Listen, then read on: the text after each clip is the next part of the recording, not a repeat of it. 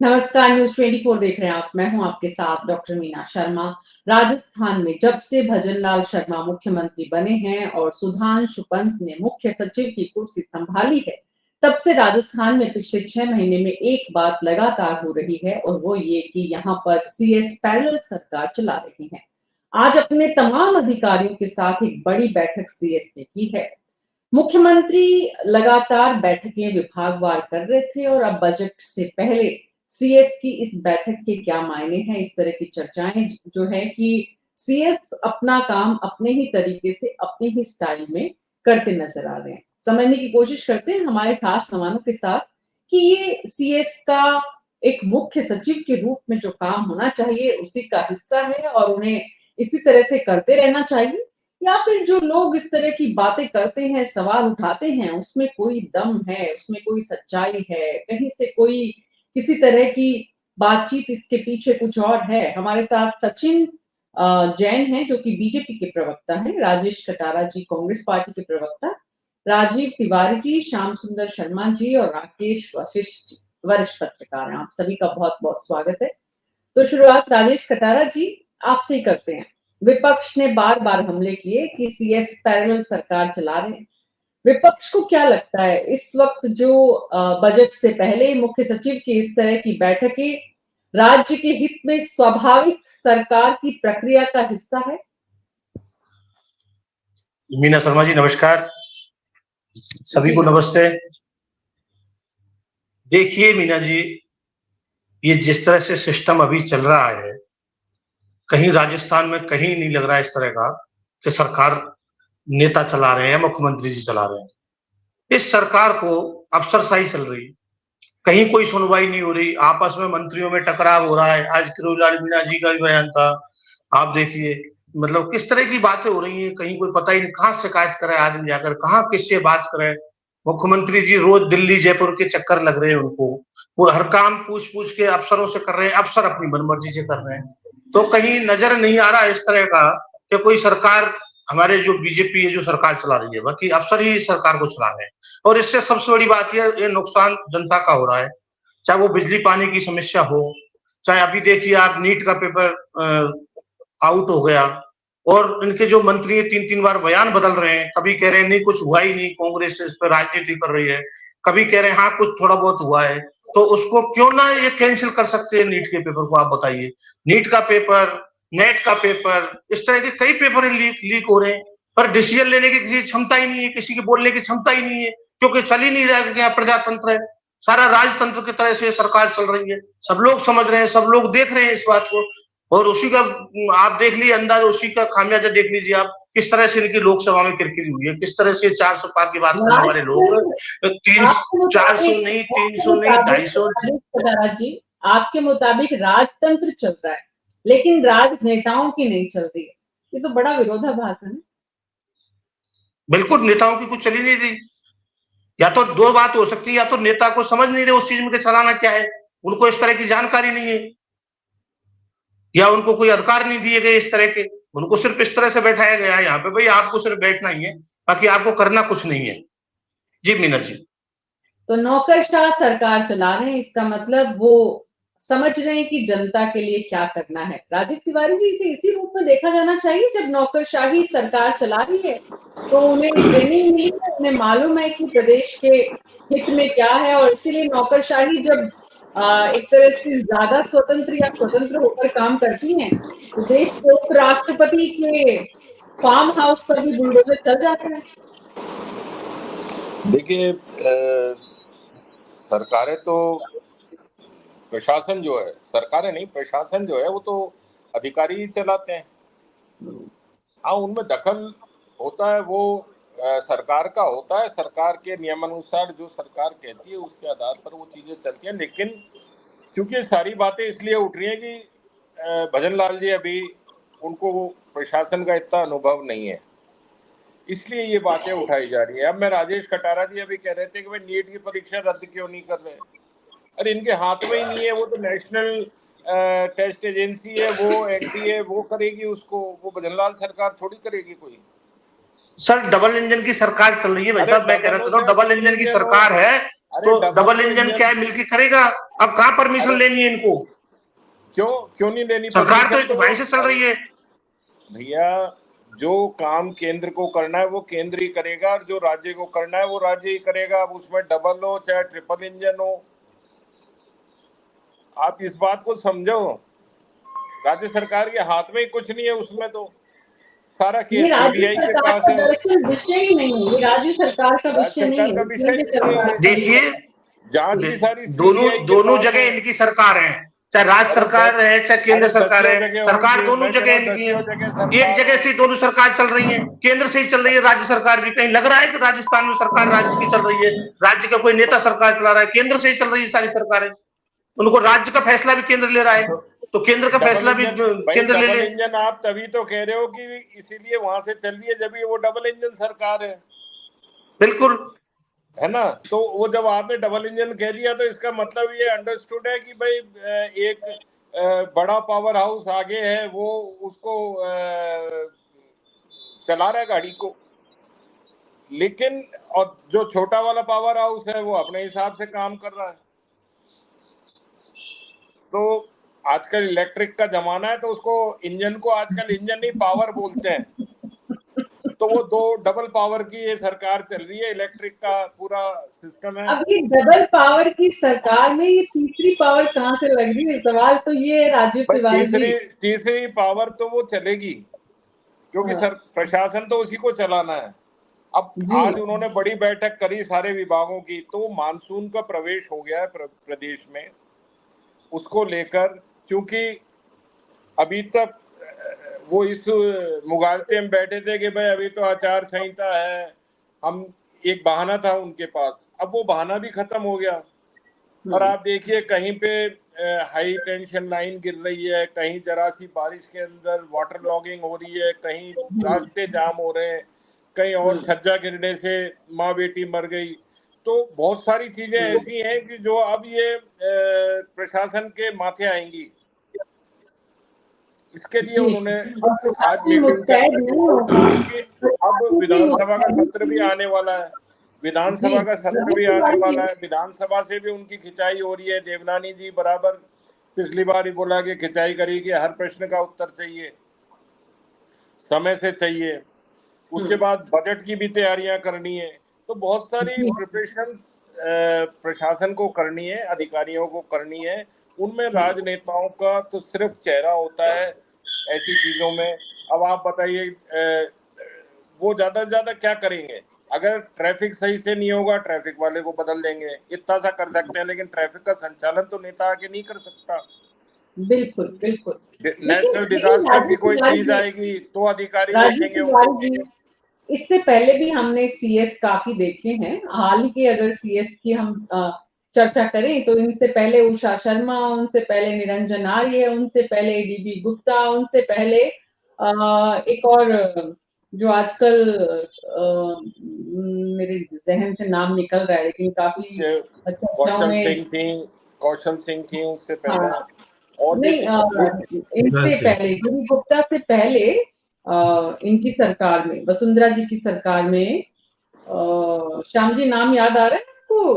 अरे काफी खुशहाल सिंह, गोरा चेहरा था काफी उनका। नाम राजीव डीबी तिवारी जी जैसे नजर आते डीबी थे। गुप्ता भी गोरे ही थे। नहीं उनसे पहले, राजीव महर्षि जी, राजीव राजीव महर्षि, महर्षि जी। वो तो नहीं बहुत डीबी पहले थे गुप्ता जी राजीव से महर्षि। पहले वसुंधरा जी की सरकार में। हाँ। मेरे जहन से एकदम नाम निकल रहा है। बहरहाल मैं जो सवाल करना चाह रही थी वो ये कि इस अरविंद तरह बायराम तो नहीं सभी, थे, चीफ सेक्रेटरी तो नहीं बने थे। अरविंद बायराम चीफ सेक्रेटरी तो नहीं बने नहीं थे। अरविंद नहीं वो मायाराम नहीं नहीं थे। थे, अरविंद मायाराम नहीं थे। अभी जो इसमें आईआरसी में भी वो शायद अभी अरे वो प्रेसिडेंट थे हैं आपको। NC Goyal, NC Goyal. Yes yes NC Goyal हाँ साहब, यस यस, हाँ, हाँ वो थे। जी, तो बिल्कुल। ये सारी चीजें हैं। लेकिन आप देखिए लेकिन कि कोई भी, इतने एक्टिव राजीव देखिए तिवारी वो जी। उस समय की स्थिति ये थी कि 3 बार के मुख्यमंत्री अशोक गहलोत थे, उससे पहले वसुंधरा राजे थी। तो उन सबको लिए ये था कि अनुभवी लोग हैं, काम करना जानते हैं, इनकी प्रशासन पर पकड़ है, इसलिए वो। वरना आप देखिए निरंजन आर्य भी खूब मुक्त हस्त से काम करते थे। हम्म उनको वरदस्त प्राप्त था, गहलोत साहब का। बिल्कुल तो हाँ लेकिन मेरा कहने का मतलब है कि अभी ये लोगों की धारणा है कि भजन लाल जी नए नए हैं, इनको अभी प्रशासन का अनुभव नहीं है, इसलिए जो ये जितने भी डिसीजन हो रहे हैं वो चीफ सेक्रेटरी कर रहे हैं, सुधांशु पंत कर रहे हैं। लेकिन मेरा जो मानना है कि हो सकता है वो कर रहे हों, पहले भी ऐसे लोग करते रहे हैं, लेकिन वजह यही है। अब जैसे जैसे आप मैंने कहा ना कि पहला एक विधानसभा का सत्र तो हो जान दीजिए, पहली परीक्षा वो होती है एक मुख्यमंत्री की, जी जी तो उसको पूरा हो जाने के बाद और फिर हमारे सभी लोग पिछले जितने पैनलिस्ट हैं सभी ये कहते रहे कि भाई हमको 1 साल का समय तो देना चाहिए। 1 साल का समय तो देना चाहिए। अभी तो बहुत 6 महीने का समय हुआ है, लेकिन इन 6 महीनों में जितनी चर्चाएं हुई हैं उनमें सबसे ज्यादा चर्चा इसी बात की कि मुख्यमंत्री और सीएस पैरेलल प्रदेश में सरकार चला रहे या नहीं चला रहे, लेकिन विपक्ष ने इसे बहुत मुद्दा बनाया। इस मुद्दे को हवा देने की कोशिश भी की। डोटासरा से लेकर पब्लिक मंच पर, प्लेटफॉर्म पर बहुत सारे लोगों ने इस तरह की चर्चाएं भी की। इस माहौल के बीच में जब सीएस इतनी बड़ी बैठक करते हैं, हमने सीएस उषा शर्मा थी इनसे पहले, उनको भी बैठ के करते हुए सुना था। बहुत सारे अधिकारी बोलते थे कि हर दिन बैठकों का दबाव रहता है, मीटिंग पर मीटिंग, मीटिंग पर मीटिंग। लेकिन विभागवार अलग अलग विभाग के सेक्रेटरी प्लस उनके डिपार्टमेंट के दूसरे लोगों के साथ वो बैठकें करती थी। इस तरह की बैठक करना एक साथ इतने लोगों के, क्या काम को आसान बनाना, क्या संदेश देना? राकेश वशिष्ठ जी। देखिए मीरा जी, हर अफसर की अपनी अपनी कार्यप्रणाली होती है, अपने तरीके से काम करता है। तिवारी जी सही कह रहे थे कि काम तो ब्यूरोक्रेसी ही करती है। ये अफसर के ऊपर डिपेंड करता है वो कितना कॉम्पिटेंट है और किस सक्रियता से काम करता है। तभी तो अच्छे अफसर और बुरे अफसरों की पहचान होती है कि कौन एक्टिव है कौन नहीं है। सरकार का राजनीतिक रूप से जो सरकार है उसका काम तो दिशा निर्देश देना और जो ब्यूरोक्रेसी काम कर रही है उस पर निगाह रखना कि वो उनकी आदेशों की अनुपालना सही ढंग से कर रही है या नहीं कर रही है। बाकी का काम तो चीफ सेक्रेटरी को करना, सेक्रेटरीज को करना, जिले स्तर पर गए तो जिला कलेक्टर को करना, डीएम को करना।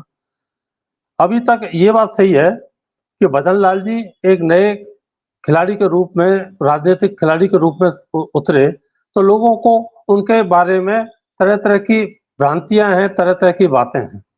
लेकिन आप ये निश्चित माने कि बिना दिशा निर्देशों के, वो बात अलग है कि भजन लाल जी दिल्ली से दिशा निर्देश लेते हो, लेकिन सरकार में दिशा निर्देश तो राज्य सरकार के ही चलेंगे और उसके बाद जो है वो ब्यूरोक्रेसी काम करेगी। ये सेंट्रल गवर्नमेंट भी नहीं चाहेगी कि उनका जो राजनीतिक नुमाइंदा जो भजन लाल शर्मा चीफ मिनिस्टर है या राजनीतिक नेता हैं वो इतने कमजोर साबित हों कि ब्यूरोक्रेसी में साबित हो जाए, क्योंकि वो उनके लिए भी नुकसानदायक है और राजनीतिक रूप से भी और प्रशासनिक रूप से भी। इसलिए ये कहना तो गलत है कि सारा काम वही कर रहे हैं। और ये हो सकता है कि आपके पंत साहब ज्यादा सक्रिय हो, ज्यादा कॉम्पिटेंट आदमी हो, ज्यादा तजुर्बेकार आदमी हो, ज्यादा बढ़िया तरीके से काम कर सकते हो, इसलिए उस तरह की मीटिंग बुलाई। मीटिंग तो पहले भी होती है, अफसर तो अच्छे पहले भी रहे हैं, और लेकिन चीफ मिनिस्टर से कभी उनका विरोधाभास नहीं रहा ज्यादातर। अगर रहा तो उसको जाना पड़ा, चलिए चीफ मिनिस्टर की है पुराने उसमें। इसलिए ये कोई अनहोनी बात नहीं है कि चीफ सेक्रेटरी ने अधिकारियों की कोई बैठक बुलाई और उसमें क्या निर्णय लिए कि अब आप ही देखिए काम तो हो रहा है, आपका अतिक्रमण हटाने का काम हो रहा है, आपका जो अपराधियों के खिलाफ काम हो रहा है वो काम भी ऐसा हो रहा है। मैं आपको एक उदाहरण आपको बता दूं, हमारे श्याम सुंदर जी शायद इस बात से फिर उछलेंगे। हमारे भरतपुर मेवात क्षेत्र है और हमने अपनी जिंदगी में कभी नहीं देखा कि वहां कभी पुलिस ने घुसने की कभी कोशिश की हो, क्योंकि उनको राजनीतिक पास था और बड़े बड़े क्राइम उस इलाके में होते थे।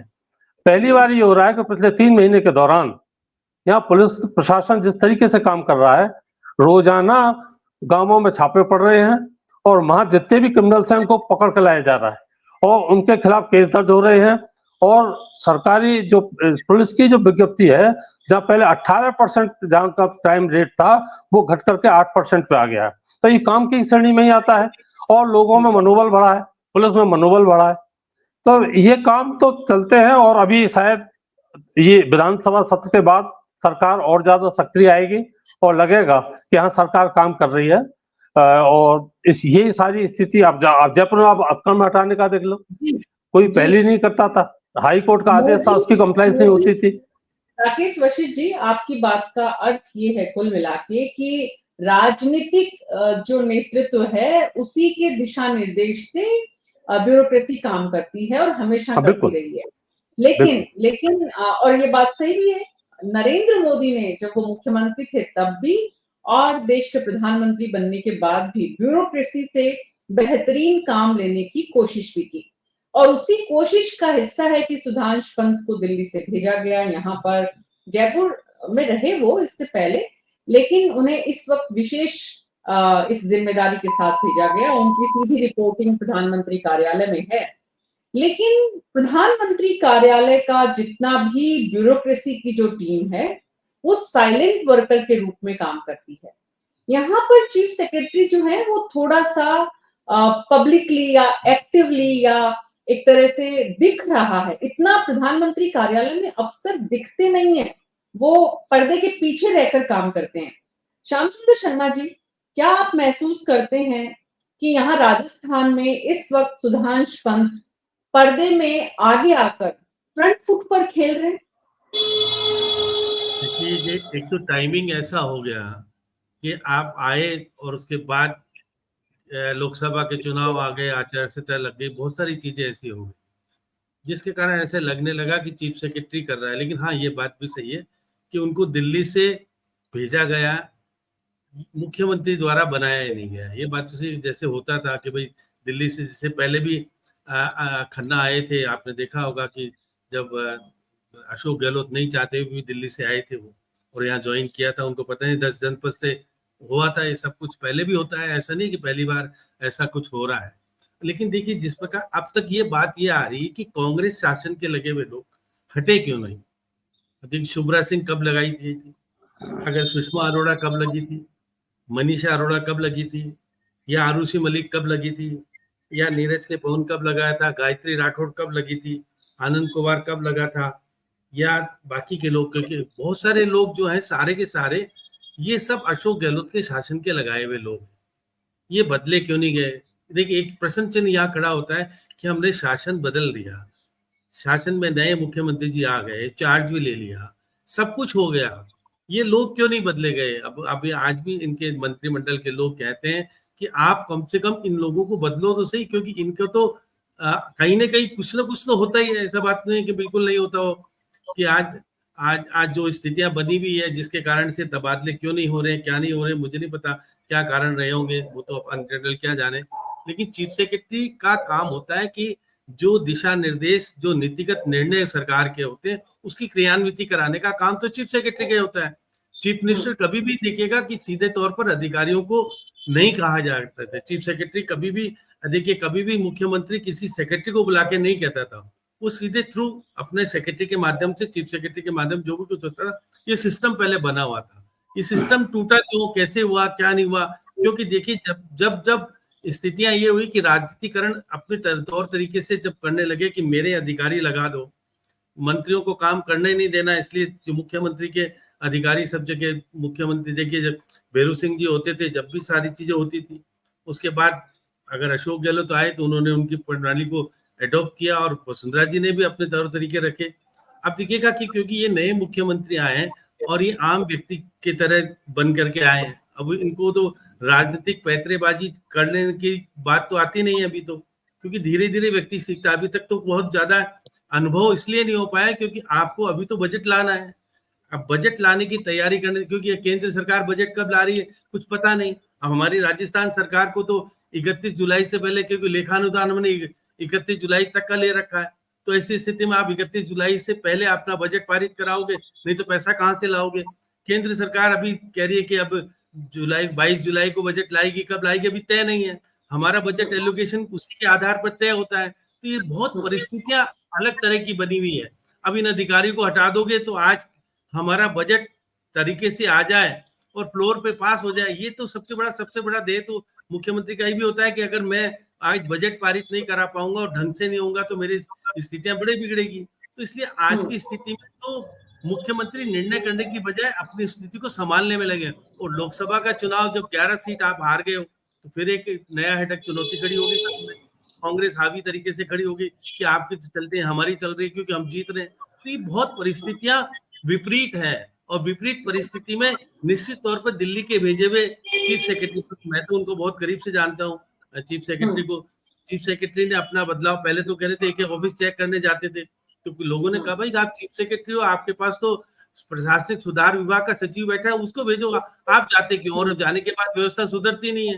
तो ऐसी स्थिति में क्या कुछ होगा, अब देखिएगा बदलाव आना चाहिए क्योंकि आप अभी तक कहने की स्थिति में नहीं आ रहे हो कि पुराने लोग लगे हुए हैं जो कांग्रेस के टाइम में लगे हुए थे वो हम तक अभी तक क्यों नहीं बदल पाए।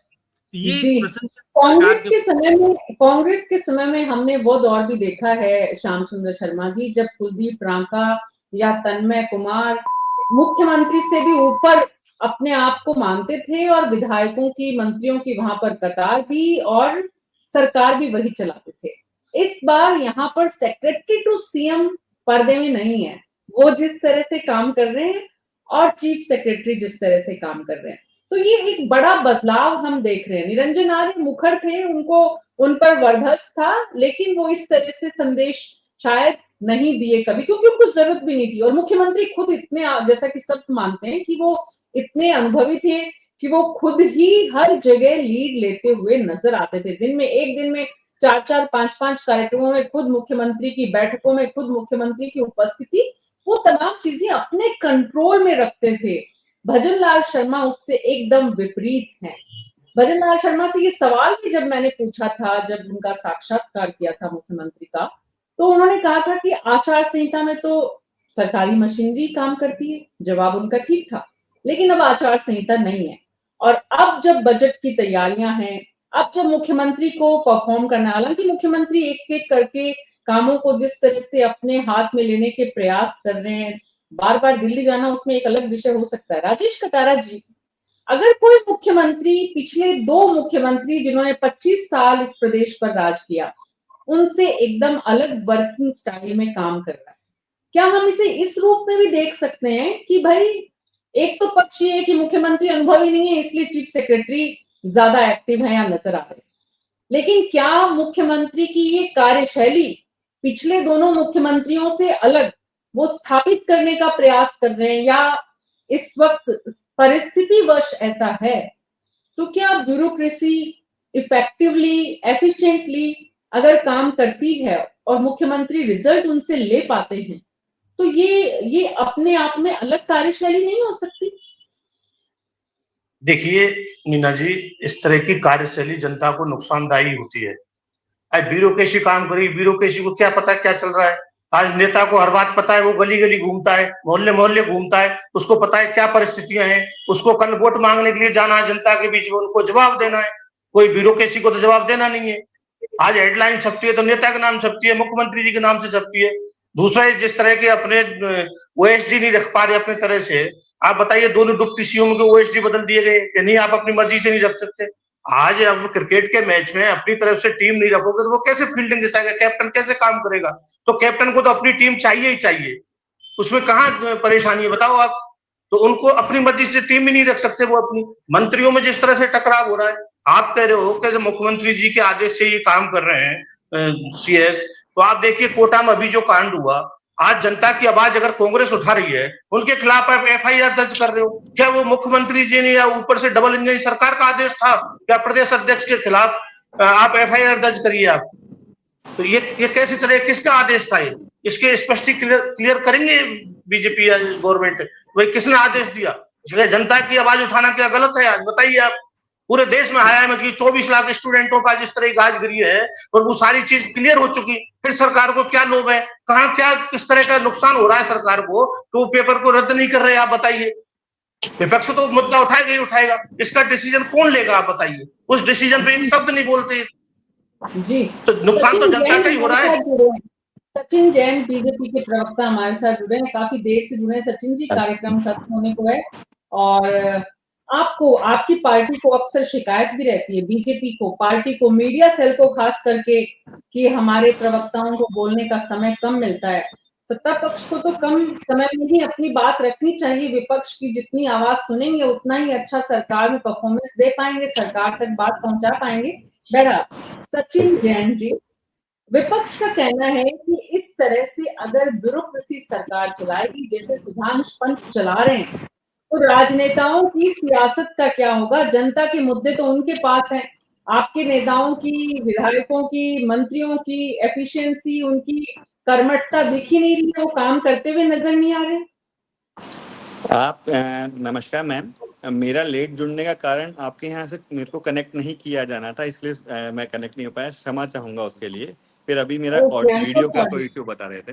दूसरा विषय, जी, जैसा आपने बोला कि हमारी सरकार काम नहीं कर रही है, तो आप पिछले 3 महीने की अगर हमारा लेखा जोखा देखेंगे तो सरकार बकायदा काम कर रही है, हर एक व्यवस्था में काम कर रही है, और जितने हमने वादे किए वो सभी वादे हमारे माननीय मुख्यमंत्री भजन लाल जी शर्मा पूरे कर रहे हैं।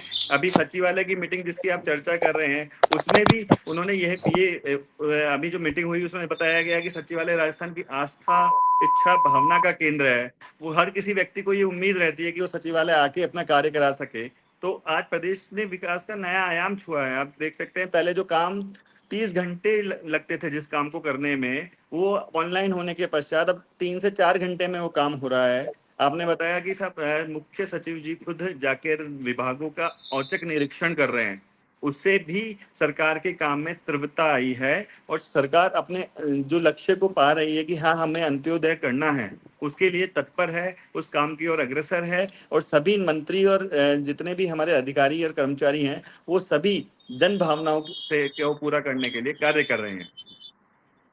सचिन जी, सुनते हैं विपक्ष का आरोप है, मैंने नहीं कहा कुछ भी, और मेरे कहने का कोई अर्थ भी नहीं होता है। हमारा काम होता है जो कुछ हो रहा है समाज में, प्रदेश में, राज्य में, राजनीति में, वो आपके सामने रखते हैं। एक बात आ रही है कि उप मुख्यमंत्री दिया कुमारी भी संतुष्ट नहीं है अपने अधिकारियों से, अधिकारी उनकी सुन नहीं रहे हैं। ऐसी मंत्रियों की भी लिस्ट है, नाम है, इसमें कितनी सच्चाई है? ये सरासर बेबुनियाद है, क्योंकि रही बात कि जितने भी काम हो रहे हैं वो पूरी सरकार मिलजुल के कर रही है, हर एक का विभाग कर रहा है, और विभागों के हर एक दारोमदार को आप देखेंगे, ERCP योजना है, तो उसके लिए भी हमें हर एक विभाग को साथ करके हमने उसमें शामिल करके उसको एग्जीक्यूट किया है। आज हमारी ऊर्जा को लेकर है, आज हमने इतने सारे वो किए हैं, विकास के कार्यों के लिए एग्रीमेंट्स कर लिए हैं, अभी से करना शुरू कर दिए हैं। और जो हमारा सचिन जैन जी का इंटरनेट इश्यू आ गया है। राजीव तिवारी जी, एक मुख्यमंत्री की कार्यशैली का हिस्सा भी क्या इसे माना जाना चाहिए, या फिर सिर्फ मजबूरी का नाम महात्मा गांधी जो कहते हैं हम सुनते हैं, हम कुछ उस तरह की बात इस प्रदेश में हो रही है? नहीं, ये सब कहना भी जल्दबाजी है। मैंने अभी भी कहा कि एक विधानसभा का सत्र होने दीजिए, इसके बाद, क्योंकि अभी देखिए जैसे रिजल्ट आया उसके बाद थोड़ा सरकार का गठन में टाइम लग गया, और उसके तत्काल बाद फिर लोकसभा चुनाव की आचार संहिता लग गई, तो इनके पास काम करने के लिए अभी बहुत ज़्यादा समय था नहीं। फिर भी जब से लोकसभा चुनाव संपन्न हुए हैं उसके बाद से आप देखिए कि रोज भजन लाल जी कोई ना कोई विभाग की मीटिंग भी कर रहे हैं, वीडियो कॉन्फ्रेंसिंग भी कर रहे हैं, और दिशा निर्देश भी बाकी। और जो दिल्ली में चल रहा है, दिल्ली में जैसे भी लोकसभा अध्यक्ष का चुनाव था तो उनका वहां जाना जरूरी था, वहां जाकर वो एक दिन रहे। तो दिल्ली आना जाना, तो जब डबल इंजन की सरकार होती है तो ये तो सब बना रहता है, लेकिन काम के लिहाज से ये अभी नहीं दिखाई दे रहा कि बहुत इफेक्टिवली कोई काम हो रहा हो, बहुत प्रभावी ढंग से सरकार चल रही हो या प्रशासन चल रहा हो। क्योंकि आप जो सबसे बड़ी, या ये सही है कि इन्होंने अतिक्रमण कोर्ट के आदेश पर, तो कोर्ट के आदेश पर वो न्यू सांगानेर रोड के या उसके अतिक्रमण क्यों हटा रहे हो? कोर्ट तो और भी पहले बहुत सारे आदेश दे चुका है, और फिर आपने किस तैयारी से किया है ऐसा कि कोर्ट ने अपने आदेश में ही फिर स्थगन दे दिया? तो ऐसा क्या वजह हुई? ऐसी तैयारी में क्या या तो देरी कर दी, या क्या हुआ, या लोगों को इतना मौका मिल गया कि उन्होंने कोर्ट में जाके वापस से स्थगन ले लिया। ऐसे ही जो दूसरा आपके मानसून की प्रिपरेशन सबसे बड़ी चीज थी आज की तारीख में, क्योंकि पूरा प्रदेश उसमें सफर करता है, कहीं बाढ़ आती है, कहीं पे अतिवृष्टि के कारण बहुत सारी परेशानियां आती हैं, बांधों की दिक्कत आती है। तो ये सारा काम अभी तक मेरे ख्याल में 40% भी पूरा नहीं हुआ है। तो अब ये 60% कब करेंगे? इसके लिए तो आपको आचार संहिता भी आड़े नहीं आती। उस समय अगर प्रशासन अच्छे से काम करता तो अब तक सारे नाले साफ हो जाते, सड़कों की। अब देखिए बहुत सारी जगहों पर, जयपुर में जो मुख्यमंत्री का कार्य क्षेत्र है सांगानेर, जब मानसून बिल्कुल सर पर आ गया तब वहां पर सीमेंटेड सड़क बन रही है। आधी रोड सीमेंट की हो रही है, आधी में अभी ट्रैफिक चल रहा है। अब जरा सी बारिश आएगी, जो कच्ची सड़क रह गई है पूरी लबालब पानी से, वो पहले भी जलमग्न हो जाती थी, अब भी हो जाएगी। सेंट्रल गवर्नमेंट के प्रोजेक्ट हैं और ये भी प्रोजेक्ट है। नेशनल हाईवे पे भी फ्लाईओवर बनना था, वो नेशनल हाईवे से मंजूरी आ गई है, उसका सारा काम शुरू हो चुका है। यहाँ भरतपुर शहर की सबसे बड़ी समस्या है कि नहर की समस्या है। नहर की समस्या ऐसी है, अगर उसका उद्धार हो गया तो भरतपुर की काफी कुछ समस्याएं दूर हो जाएंगी। मुख्यमंत्री का इलाका सांगानेर है या भरतपुर है? नहीं तो देखो श्याम सुंदर जी, पैदा तो भरतपुर ही हुआ है। मुख्यमंत्री का इलाका पूरा राजस्थान है। हाँ तो अच्छा लगा श्याम सुंदर जी बोले। नहीं, मुझे बड़ी भरतपुर में विकास करना चाहिए और सांगानेर में विकास नहीं करना चाहिए। हाँ तो मुझे बड़ी बेचैनी हो रही थी कि श्याम सुंदर जी बोले क्यों नहीं भरतपुर के नाम पर, क्योंकि मैं भरतपुर का नाम लेता हूँ और श्याम सुंदर जी उछलने लग जाते हैं। भरतपुर का नाम, मैं भरतपुर के लिए, मैं भरतपुर विरोधी हो ही नहीं, क्योंकि आपने तो नहीं, मैं कब कह रहा हूँ, मैं कब कह रहा हूँ, जिता के भेजने का काम तो सांगानेर ने किया, तो अब अधिकार तो हमारा बनता है पहले, अब अधिकार बाद में बनता है। अरे आप उनको पकड़ो ना, उनको कहो भरतपुर में गीत क्यों गाते हो? देखना नहीं आप जब श्याम जी और राकेश जी होंगे ये किसका चलता रहेगा। एक दिन मुख्यमंत्री जी के साथ दोनों को बैठा, पहले ये नहीं आप पहले श्याम जी कहेंगे, पहले राकेश जी कहेंगे, स्पष्ट करिए। राकेश जी दोनों जब तक श्याम सुंदर जी की कोई बात नहीं आती तब तो मेरा दिमाग भी काम करने नहीं लगता। नहीं आप जो कह रहे हो कि वहां तो हरा के आए थे और अब भी खड़े हो जाते, तो वहां हारते जीतते नहीं, इसलिए जीतने का अधिकार देखो श्याम सुंदर जी, मैं आपको एक बात निवेदन करूं, ये बात हो रही है 2003 की। 2003 में भजनलाल शर्मा को कोई नहीं जानता था, भाजपा के टिकट पर नहीं लड़े थे, नदबई क्षेत्र से देवी सिंह भाटी की जो पार्टी थी उससे लड़े थे, कोई आइडेंटिफिकेशन नहीं थी, मैं ही नहीं पहचानता था कौन भजनलाल शर्मा। और उसके बाद जो युवा मोर्चे के अध्यक्ष बने ये रहे, तो उस समय की बात छोड़ो, लेकिन हाँ एम्बिशियस बहुत थी और आगे बढ़ना चाहते थे। और मंत्री इस वक्त जो विधायक हैं वो भी बहुत सारे नहीं पहचाने होंगे जब भजनलाल जी मुख्यमंत्री बने थे, इसलिए वो मुद्दा नहीं है। मुद्दा ये है इस वक्त कि भजनलाल जी अब 25 साल बाद एक नए मुख्यमंत्री के चेहरे के रूप में जो सामने आए हैं, वो राजस्थान को क्या दे पाते हैं। ये एक उनके पास अवसर भी है और ये एक चुनौती भी है। और आज हम चर्चा जिन अवसरों को लेकर कर रहे थे, उनको लेकर ये बात जो लगातार उठ रही है कि भाई यहाँ पर भजनलाल शर्मा के साथ साथ सुधांशु पंत भी एक अलग तस्वीर दिखाने की कोशिश कर रहे हैं। उसके कई सारे पहलुओं को हमने समझा, लेकिन एक पहलू की जो अक्सर उनके साथ एक मिनट लूंगा जी। अपने उत्तर प्रदेश के योगी आदित्यनाथ चीफ मिनिस्टर बने, वो भी प्रशासनिक दृष्टि से बिल्कुल कोरे कागज से। सेंट्रल गवर्नमेंट ने भी वहां पर भी अपने अफसरों की टीम भेजी थी। ये बात एक अलग है कि योगी आदित्यनाथ अपनी इतनी तेज रफ्तार पकड़ गए तो सेंट्रल गवर्नमेंट से जो भेजे हुए अफसर थे वो वहीं के वहीं रह गए और वो आगे निकल गए। अब ये आपने काम करने का तरीका है तो, और इसलिए अभी योगी आदित्यनाथ जी को जानकारी थी, वो 2 बार पहले भी सांसद रह चुके थे, ऐसा नहीं उनको कोई अनुभव नहीं था। अरे मैंने कहा प्रशासनिक, मैंने कहा राजेश प्रशासनिक, राजनीतिक नहीं कहा। प्रशासनिक प्रशासनिक कोई अनुभव नहीं था उनको। खटारा जी, एक बात तो तय है, जब पहली बार मुख्यमंत्री नरेंद्र मोदी बने थे तो उनके पास बने वो थे। अनुभव था। वसुंधरा उनको तो राजे कोई भी नहीं था। उनके पास तो फिर भी तुलनात्मक रूप से केंद्र में काम करने का, या अशोक गहलोत जी के देखिए, पास पहली बार लेकिन- क्या नरेंद्र मोदी, वसुंधरा जी हाँ, बनी थी बोलिए, तो पहले दिल्ली में भी थी, वो दिल्ली में मंत्री भी थी। तो हाँ। कुछ कोई जनप्रतिनिधि होता है तो उसको कुछ ना कुछ अनुभव तो प्रशासन का होता ही होता है। नहीं सरकार पर चलाने का आज अनुभव नहीं जनता होता। को जो नुकसान हो रहा है, आज जनता को नुकसान इसलिए हो रहा है कि मुख्यमंत्री जी को पता ही नहीं है काम कैसे होना है, किस अफसर से क्या काम कराना है। कई जगह ऐसी जगह है, आप देखिए, अब मैं खुद जाता हूँ, सेज वाली एक रोड है जो बगरू को जोड़ रही है, उस रोड पे रोड तो बना दिया और उस पर मिट्टी डालना भूल गए, इतना गहरे गहरे खड्डे हो रहे हैं। कल भी 20 गाड़ियों की लाइन वहां लगी हुई थी, 20 गाड़ी उस पर डूबी थी पानी के अंदर, देखिए आप।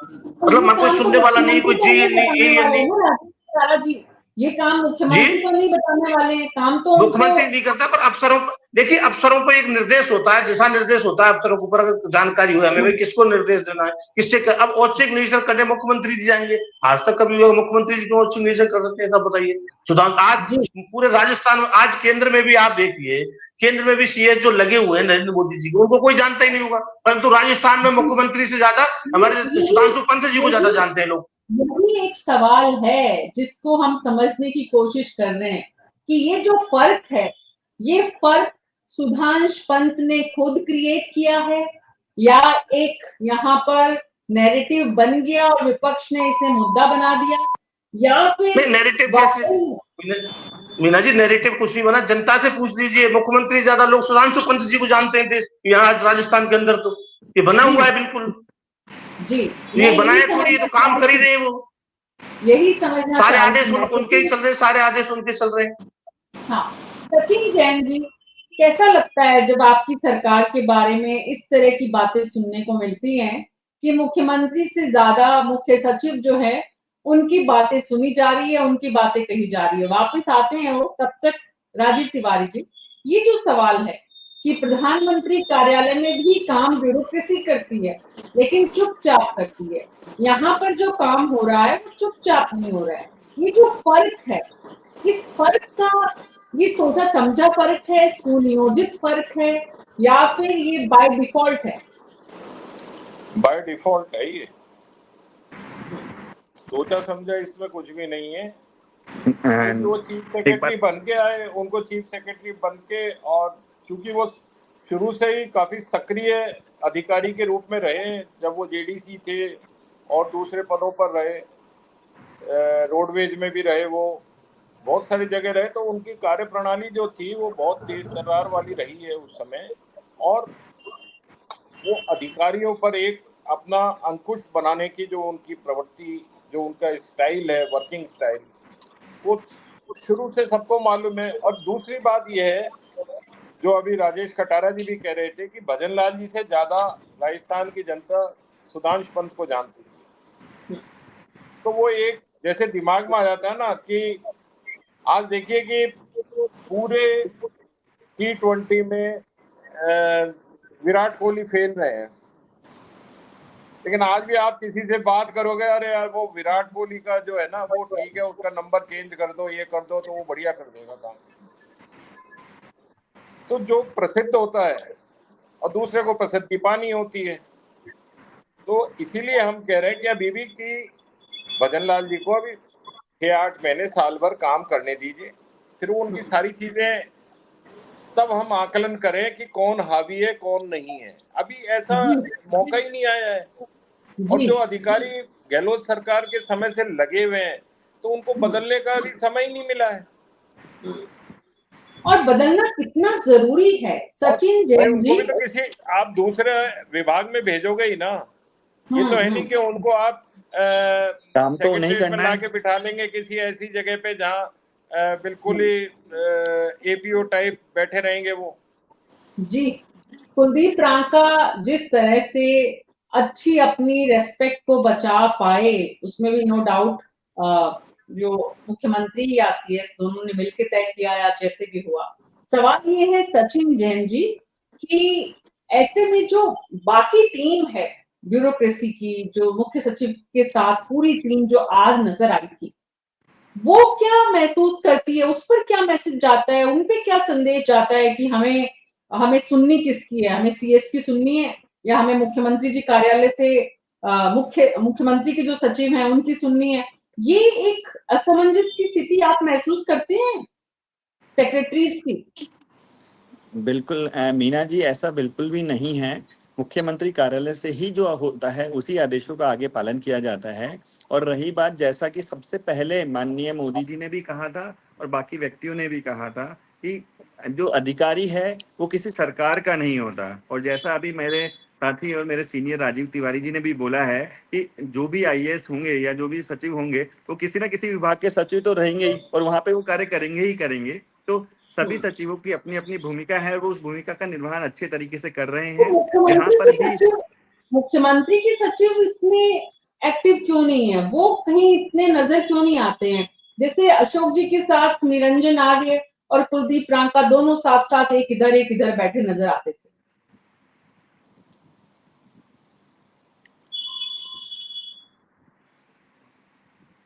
सचिन जैन जी, मैं ये पूछ रही हूँ कि मुख्यमंत्री के सचिव शिखर अग्रवाल जी कहाँ है, वो क्यों नहीं इतने नजर आते हैं? शिखर अग्रवाल जी भी जहां जहां आवश्यकता होती है वहां नजर आते हैं। मुख्यमंत्री जी हमारे खुद इतने मुखर हैं, वो उनके साथ में कदम से कदम मिलाकर कार्य कर रहे हैं। शिखर जी का भी पूर्ण योगदान और रोल है इस पूरे कार्य क्षेत्र में। जी श्याम जी, ये वो कुलदीप रांका की तुलना में बहुत कम नजर आते हैं, ऐसा आप महसूस करते हैं? देखिए, कुलदीप रांका किस तरह से काम करने लगे थे, अभी तो इनको पता ही नहीं ना अभी करना क्या है। शिखर अग्रवाल का कार्यालय अभी तक एक्टिव इसलिए नहीं हो पाया कि करना क्या, अभी तो पता ही नहीं पड़ रहा। देखिए कि अभी तक जिस प्रकार से बजट में देखा आपने, बजट में निश्चित रूप से चीफ सेक्रेटरी को बैठा करके बातचीत हो रही है। अब देखिए कि यही बात से आज की स्थिति में यदि कहते हैं कि मुख्यमंत्री कार्यालय जिस तरह से रौनकदार हुआ करता था या उनका घर रौनकदार हुआ करता था, इतनी रौनक अभी सचिन जी मेरे को दिखी नहीं, ना आपको दिखी हो तो पता नहीं, मुझे नहीं पता। लेकिन आज की स्थिति में भी जिस प्रकार का लोकसभा का चुनाव हारने के बाद जो परिस्थितियां बनी, उसमें देखिएगा तीनों मिलकर के जाया करते थे दिल्ली।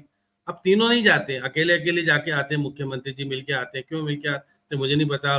संगठन से तो बहुत दूर हो गए हैं आजकल, संगठन से तो बड़ी मुश्किलों से। मैं पहली बार देख रहा था कि लोकसभा अध्यक्ष को बधाई देने के लिए राजेंद्र राठौड़ भी मौजूद थे, मुख्यमंत्री भी मौजूद थे और प्रदेश अध्यक्ष भी मौजूद थे, और दो कार्यक्रम होने लगे थे। आप देखिए प्रदेश में कार्यालय में अलग कार्यक्रम हो रहा था और मुख्यमंत्री कार्यालय में भी अलग कार्यक्रम हो रहा था। ये ऐसी स्थिति पहली बार देखने को मिली। अब क्यों है क्या नहीं मुझे नहीं पता, लेकिन हाँ ये बात सही है कि पहले जिस प्रकार का आपसी समन्वय था वो समन्वय में कमी आई है लोकसभा चुनाव हारने के बाद। ये बात हकीकत है। मैं ये नहीं कह रहा कि बिल्कुल 100% सही कही जा सकती है कि संगठन के साथ आजकल मुख्यमंत्री जी जो पहले सहजता महसूस करते थे, सरलता महसूस करते थे, अपनापन महसूस करते थे, अब नहीं करते हैं, पता नहीं क्यों। अब मुख्यमंत्री कार्यालय में भी इतना जाना पसंद नहीं करते। देखिएगा जब लोकसभा के चुनाव हार की समीक्षा हो रही थी, पहले दिन बैठे, दूसरे दिन तो बैठ के चल दिया और तीसरे दिन रिपोर्ट कहाँ से कैसे चली गई दिल्ली अभी तक पता नहीं पड़ रहा रिपोर्ट में क्या है। तो इसी निश्चित अभी कोई अनिश्चितता का वातावरण ना हो जाए, इसलिए एक अलग अलग परिस्थितियां, अलग अलग चीजें अभी सामने आ रही है। अभी अधिकारियों के तबादले की बात तो छोड़ो, पहले खुद की स्थिति ठीक करो, क्योंकि खुद नहीं रहेंगे तो तबादला किसका करोगे। तो इसलिए निश्चित रूप से राजनीतिक अस्थिरता का सामना करना पड़ रहा है, जो कि नहीं होना चाहिए। लेकिन हाँ, हारने के बाद ये सब परिस्थितियां पैदा हुई है। अब अशोक गहलोत के जमाने में जो होता था लाभार्थी से संवाद करने की सिलसिला, अब मुख्यमंत्री जी ने शुरू कर दिया, झुंझुनू से शुरू कर दिया है। अब कल तो अभी आपने खुद के सांगानेर वाले क्षेत्र में 7,000 युवाओं को नियुक्ति पत्र बांटेंगे, फिर टोंक में जाकर के फिर किसानों को संवाद। राजीव तिवारी जी ने जो कहा कि वो एक्टिव तो बहुत नजर आ रहे हैं, मुख्यमंत्री करने की कोशिशों में जुटे हुए हैं, उन्हें और थोड़ा समय देने की जरूरत है। और इस बीच में जितनी ये बातें हो रही हैं कि सीएस पैरेलल सरकार चला रहे, इसे इस रूप में देखने की बजाय इसे दरअसल वो अपना काम कर रहे हैं और मुख्यमंत्री अपना काम कर रहे हैं। अभी इसी रूप में, कम से कम इस समय इसी रूप में देखा जाना चाहिए। आने वाले समय में विपक्ष इसे कितना मुद्दा बनाता है, मुख्य सचिव खुद इसे कितना मुद्दा बनने देते हैं, और मुख्यमंत्री इस मुद्दे बनाने की जो भी प्रक्रिया है उसमें अपने आप को कहाँ फिटिंग करते हैं और वो कितना बड़ा संदेश दे पाते हैं, ये देखना होगा। आप सबका बहुत बहुत शुक्रिया इस चर्चा में शामिल होने के लिए। न्यूज़ 24 पर हमारी हर दिन कोशिश होती है कि हमारे आसपास जो कुछ हो रहा है उसके मायने समझें और उसका समाज पर असर, प्रदेश पर असर क्या है, उसको समझने की कोशिश करें। आज मेरे साथ इतना ही। नमस्कार।